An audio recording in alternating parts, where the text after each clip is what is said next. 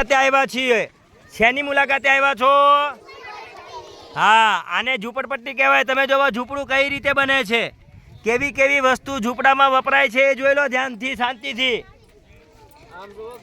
હા, બળદગાડું જોઈ લેજો। ઝૂંપડપટ્ટી કઈ રીતે બને છે, ઝૂંપડપટ્ટીમાં કઈ સાધન સામગ્રી વાપરવામાં આવી છે બધું જોઈ લેજો, નિરીક્ષણ કરી લ્યો। તમે જે અહીંયા બેઠા છો બધાએ ઝૂંપડપટ્ટી કઈ રીતે બને છે, ઝૂંપડપટ્ટીમાં કઈ સાધન સામગ્રી વાપરવામાં આવેલી છે, બળદગાડા જોઈ લેજો। આ દરેક વસ્તુ આપણે નિરાતે જોઈ લેવાની છે।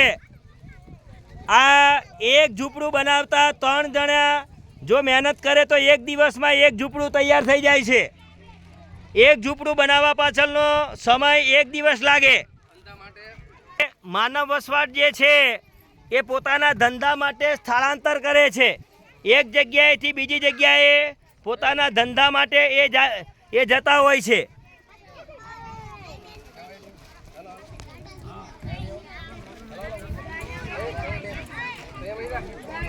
અદો પાણી ખાલી બે ફોટો સારો આવે।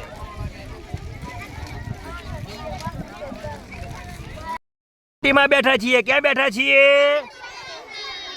ઝૂંપડપટ્ટીમાં બેસવાની મજા આવે છે। એની ચોખ્ખાઈ જોવો, એ લાઇટ માટે કઈ વ્યવસ્થા કરેલી છે, સામાન ફેરવવા માટે કઈ વસ્તુનો ઉપયોગ કરે છે, જોવો બળદગાડાનો ઉપયોગ કરે છે। એક જગ્યાએથી બીજી જગ્યાએ સામાન ફેરવવા માટે બળદગાડાનો ઉપયોગ થાય। જોવો શાંતિથી બધું। અહીંયા તમે બેઠા છો એ બા અને બેને કેવા કપડાં પહેર્યા છે એને તમે જોઈ રહ્યા છો। એને મારવાડી કપડાં કહેવાય, એને રાજસ્થાની પહેરવેશ કહેવામાં આવે છે। અને આ માતાઓ બહેનો આ ઝૂંપડપટ્ટીમાં રહીને પોતાનું જીવન ગુજારે છે।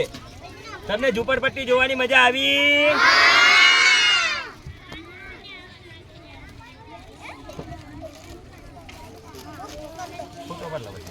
જોવાની મજા આવી? જોઈ લેજો હા, બળદગાડું ને એમ બધું। ચાલો અહીંયા ધ્યાન, તમને બધાની છે ભાઈ? એમ સરસ, બહુ આનંદ કર્યો ભાઈ। ઝૂંપડપટ્ટી જોવાની મજા આવી બધાને? વાહ ભાઈ વાહ, એ છોકરાઓને તો ઘણો મોજ થઈ ગઈ આજે। હું મોજ પડી ગઈ ને?